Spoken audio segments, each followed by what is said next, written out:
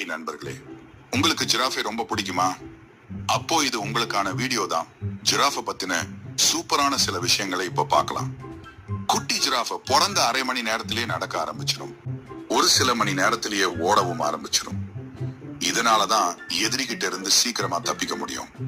ஆனா நீளமான கழுத்து இருக்கிறதுனால எல்லாமே ஜாலிதான்னு சொல்ல முடியாது.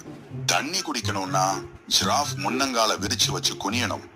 அப்பதுதான் எதிரிகளுக்கு அடிமையாயிடும். ஆனா ஜிராஃப் கிட்ட ஒரு சீக்ரெட் வெப்பன் இருக்கு.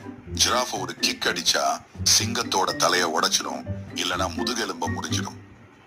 பெரிய எதிரிகள் கூட ஜிராஃப கிட்ட மோத பயப்படுவாங்க. அந்த அழகான புள்ளிகள் எதுக்குன்னு தெரியுமா? அது ஷோ காட்டுறதுக்கு இல்ல, ஜிராஃப் உடம்புல இருக்கிற சூட்டை வெளியே விட அந்த புள்ளிகள் உதவி பண்ணும்.